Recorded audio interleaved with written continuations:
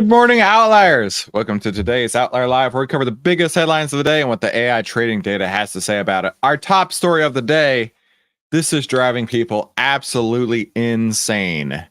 And probably you on your way to work this morning. And our second story of the day, while you're on your way to work, you're taking advantage of this one thing with your autos. But I'll tell you what, it's getting more and more expensive by the day. So you're never going to have it cheaper than you are today. And then lastly, you live in California? Sorry about that. Because as we all know, California is getting more expensive to live in by the day. And this one company just made things so much worse. Tune in for that and more on today's Outlier Live. All right, top story of the day. This drives me absolutely insane. Sticker shock at the pump as gas prices are up over 50% since Biden took office. The White House is trying to pull the wool over the eyes by touting price drops as gas prices soar.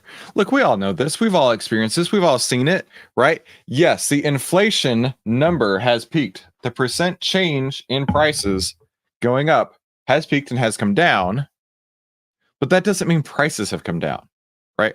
Overall prices are still up quite a lot. And in fact, like they're talking about in the story here, gas prices are up over 50%. And a lot of people still remember what they cost in 2019. A lot of people still remember the fact that they could go to the grocery store and get everything they needed for under $100. And now that's probably going to cost $250 or more. Inflation, cumulative inflation is up over 20% over this time. And gas is up over 50% over that time. But they want to gaslight you into thinking, hey, things are coming back down. All is good. Rising gas prices under President Biden's watch have led some Americans to face painful and ridiculous receipts at the pump. There's no saving. Adding that the cost to his bottom line, gas prices have to go back down in order for everybody to really maintain. Paychecks are not rising. It takes 2 or 3 checks to cover all the bills instead of just one. That's the scary part, right? Inflation's hitting everybody, but wage inflation is not happening. I'll never forget the day. This was ages ago, back when gas prices hit their highs. I don't remember what year that was. Must have been 2011, 2013, something like that. My wife, at the time, she had a Lincoln Navigator with a 33-gallon gas tank. And it was like $120 to fill that up. And it was probably costing you that much today. But I just remember thinking, geez Louise, I couldn't imagine how people are able to afford this. $120 to fill up your tank. Man, I'll tell you what. And listen, I am a Tesla fanboy. So before you go typing in the comments, oh, I'm a Tesla fanboy. Yeah, I am. I own a Tesla Model Y Performance. It's freaking amazing. It costs $8. $8 to fill it up, empty to full. So those EVs, they might start getting a little bit more enticing to people when they're paying $120 to fill up their tank of gas. One Virginia woman said she's used to the high costs. Hey, you know what? This is just my life now. I don't really feel it, honestly. Nobody wants to pay that much for it, but we all need it. It's kind of like gravity, right? You don't feel gravity just because you can't do anything about it. It's just there. You're just going to live with it. On Wednesday, gas prices were up over 50% higher than when Biden was inaugurated, according to AAA, right? There's no right-wing news outlet making this up. It's just AAA. The national average for a gallon of gas was $3.62, up from $2.39 on January 20th, 2021, when the president was sworn in. That's more money out of the pocket than I can be spending on groceries and other everyday items that I need. You definitely feel it. And this is what I've been talking about for ages, right? You can go back to so many videos. Credit cards are hitting all-time highs, it seems like every single day. Credit card total balances. And that's because people are having this exact situation, right? That's money they need to spend on groceries. That's money they need to spend on childcare, and money they need to spend on something. Yet they're having to pay for their gas, with debt. They're running up the credit card. A Florida man said he can afford the price. A Florida man said he can afford the price surges, but knows that many families are struggling. The cost of filling up his Chevrolet Suburban drives me absolutely insane. I do fairly well in business, and I feel for all the people who are trying to make ends meet. I can make it work, though it's painful.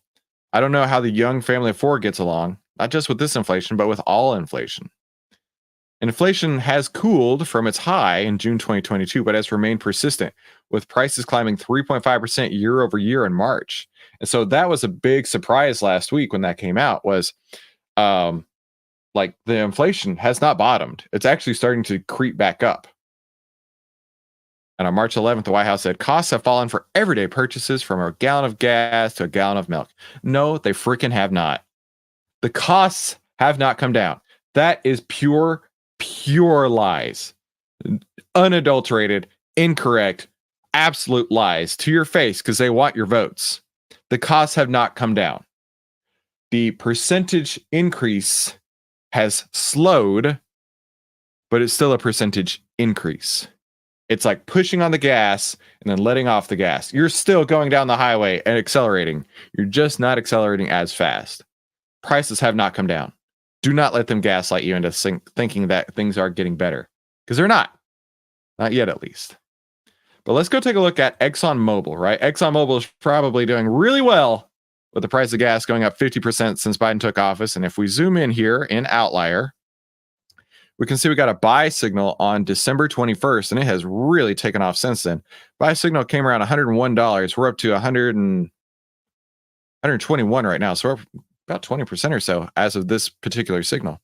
And looking over time, OVTLYR has shown a 130% return on ExxonMobil.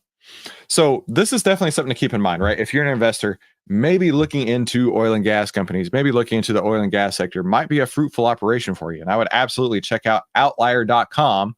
That's OVTLYR.com. So you can get access to all of these AI trading signals that we see on the screen right here. See why outliers win. Now let's go take a look at what the internet has to say about this, right? This is coming from Governor Greg Abbott from the great state of Texas. Gas prices hit a 6-month high, spiking more than 50% under Joe Biden. Biden's war on American energy has left Americans with higher prices at the pump.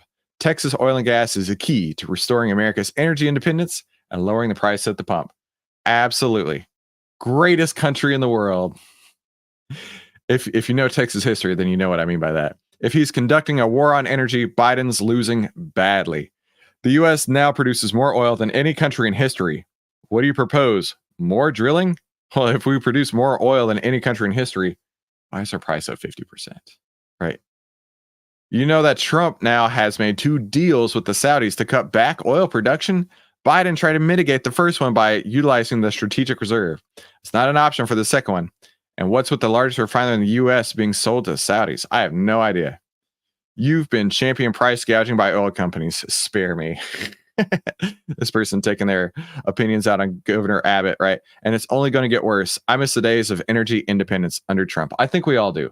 And it's not just about Trump. It's the fact that we have so much oil here in America, more than the rest of the world combined, or something crazy like that. I don't actually know the stats. But the fact is, like, we shouldn't be paying this much for oil. We really shouldn't. And oil and gas and groceries and everything else. Inflation's out of control. It's not getting better yet. It's actually getting a little bit worse. But what are we going to do about it? Right? We need the politicians in charge to step up and make some things happen. Auto insurance premiums are skyrocketing. Just what you wanted to hear to start your Monday morning commute, I'm sure. Auto insurance premiums are skyrocketing. What's to blame? High auto insurance premiums are fanning the flames of inflation. Dude, my auto insurance up probably in June.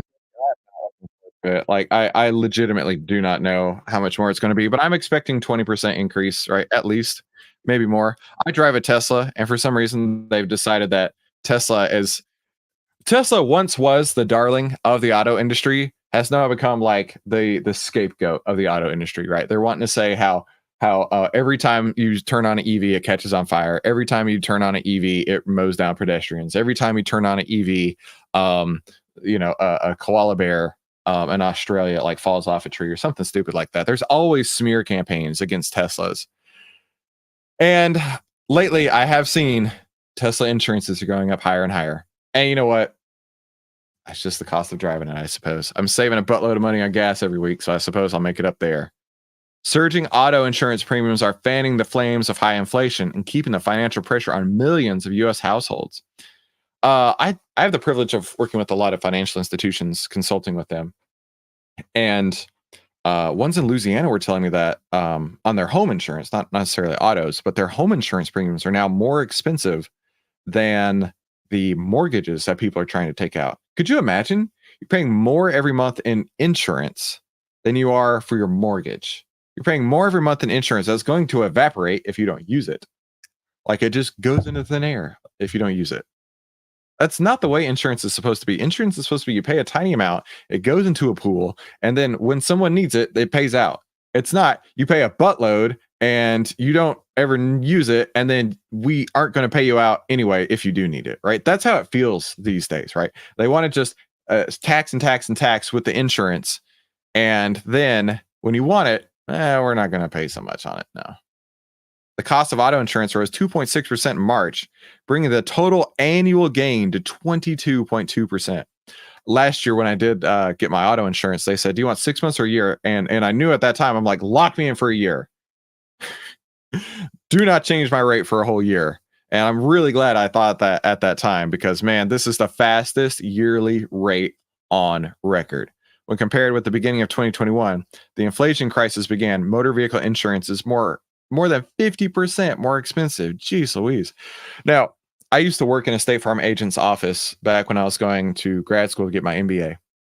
And I also worked in the headquarters of a different insurance office in Dallas. And I couldn't imagine the phone calls that they're getting every single day in the agent's offices, right?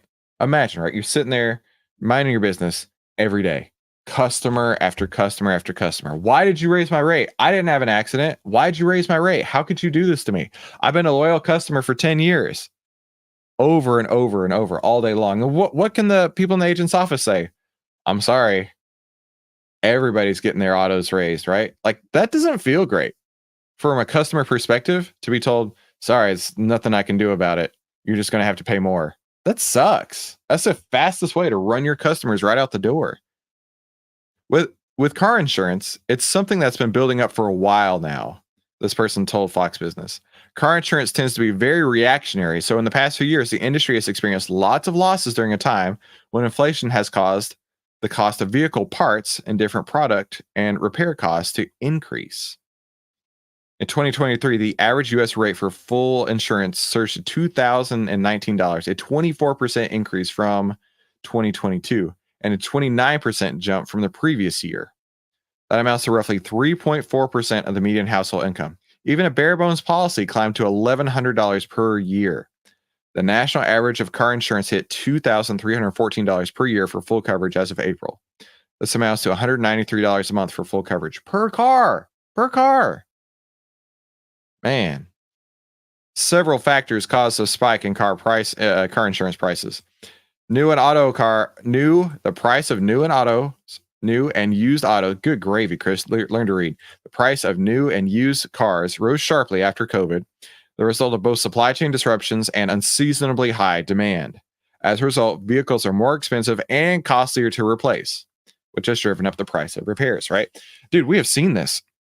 And I think the auto insurance is set to be destroyed.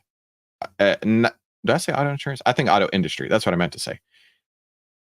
I think the auto industry is set to be destroyed when people want a truck at the average price.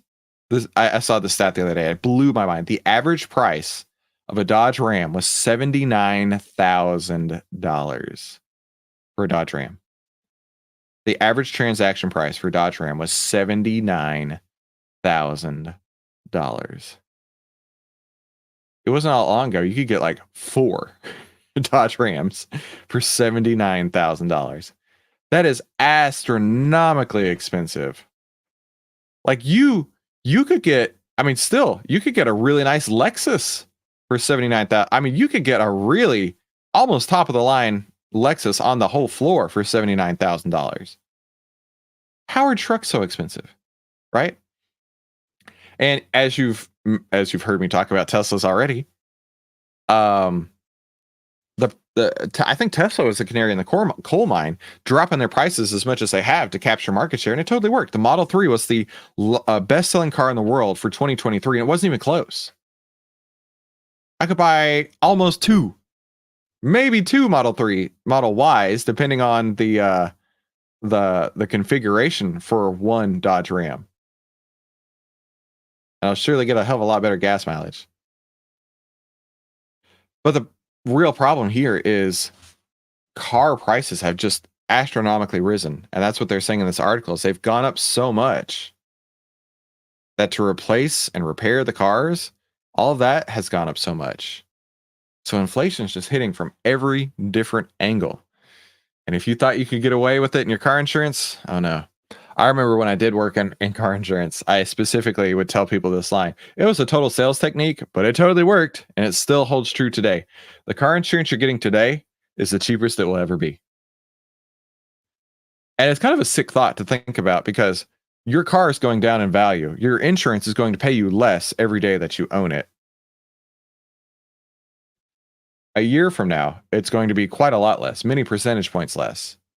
But yet your car insurance premium is either going to be at or higher in price than it is today. And like I'd tell people this all the time, get it today. This will be the cheapest you will ever have it.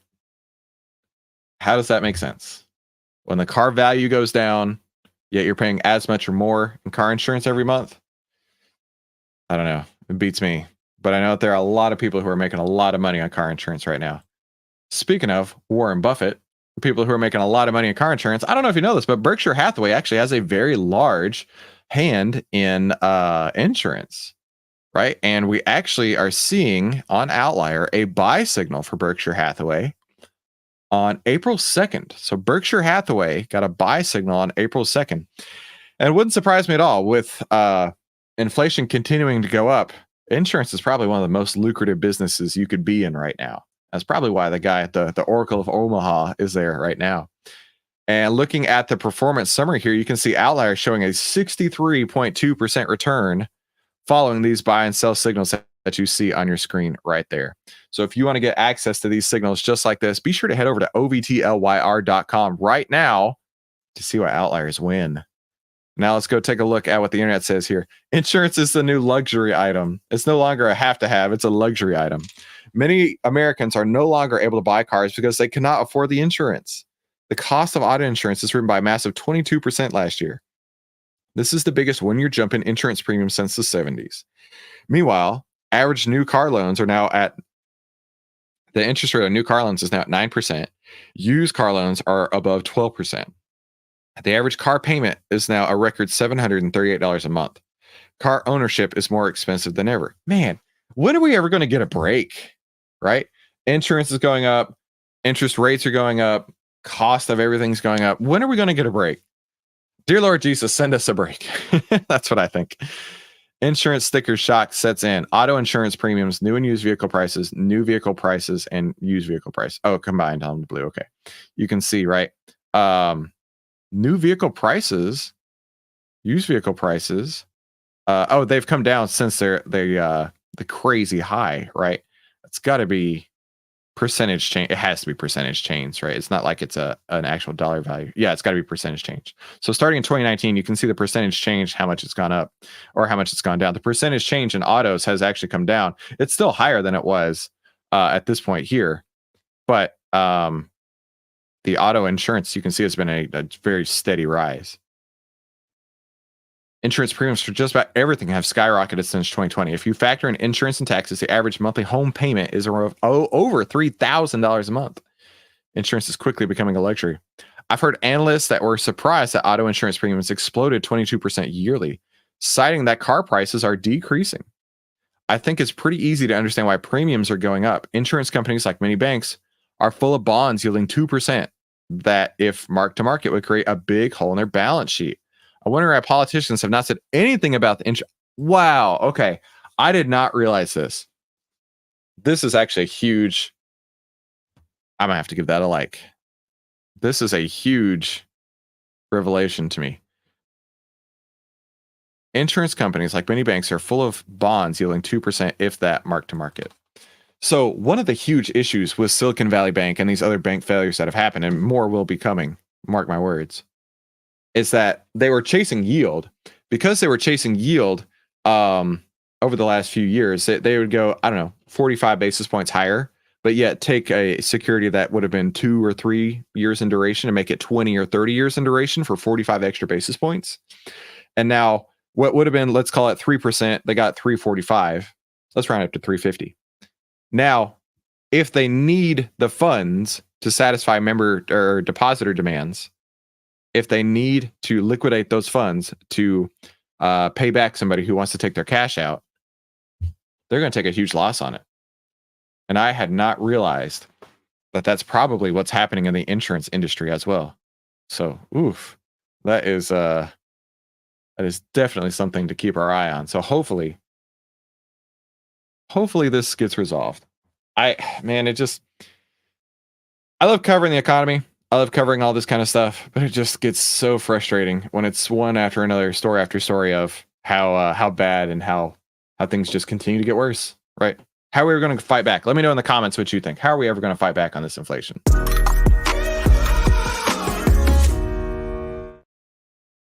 Franchisees in California share their struggle with unprecedented impact of new minimum wage. The new $20 minimum wage increase kicked in on April 1st.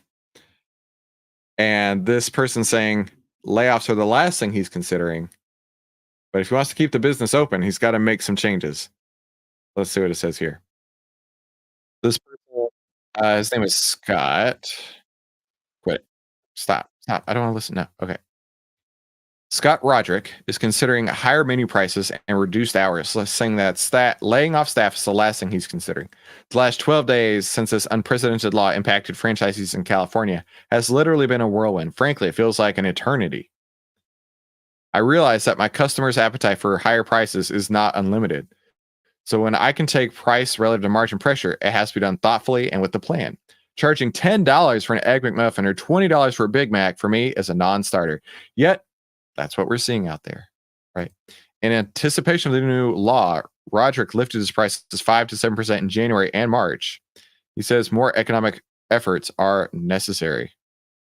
Right now, the focus is on survival. He owns 18 McDonald's franchisees in California, warned that the new law is likely to have an unprecedented impact on California's franchise business model.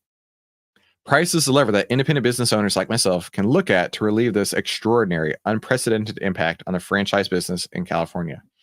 But there's other things too. We've got to somehow grow revenue and reduce costs in my P&L to survive. This guy's looking at pizza rolls there. This is my family's 50th year in the McDonald's business, and I plan on fighting and surviving for another 50 years. It'll be a combination of price. It'll be a combination of looking at capital expenditures, being judicious about labor efficiencies, and trying to grow my market share. Basically, dude just says he's looking to automate. He's looking for robots. He's looking at what can he do to keep his business open. His family's been in business for 50 years, but he's also saying there's no possible way that I can keep all the staff that I have now on at the hours that they have now and still keep the business open. Despite the law, McDonald's franchise owners stress laying off employees is the very last thing he's considering. But we all know that it's only a matter of time. I spent a lot of discussion on the subject as restaurants closing restaurants, laying off people. Frankly, in my organization, that's the very last thing we're looking at. I have 800 people, 800 human beings that run my restaurants. It's the last thing I'm ever looking at. The drastic way fast food franchisees have combated the new minimum wage law is moving their business elsewhere. But he said that's definitely been something that's crossed his mind more than a few times. Right now, the focus is on survival. And a third generation daughter has just joined the business. So the question I have to ask her is whether she believes her next 50 years should be in a place like California, grinding it out, or operating a franchise somewhere else like the great state of Texas. Might be smarter to do, right? Yeah, it's not just McDonald's. It's really everywhere across the board. But McDonald's is kind of taking the hit on the chin because everybody considers McDonald's to be like peak fast food, right? Even though McDonald's is peak fast food, that doesn't mean it's good for you. It doesn't mean you want to eat it. I frankly avoid McDonald's. I will not eat there. And a lot of it has to do with the cost cutting measures, right? You look at Dude, I can't even smell McDonald's anymore without being disgusted by it. Like, it's just so nasty. And I think they lost their way many years ago. Back when I was a kid, McDonald's was a treat. It was exciting. It was fun.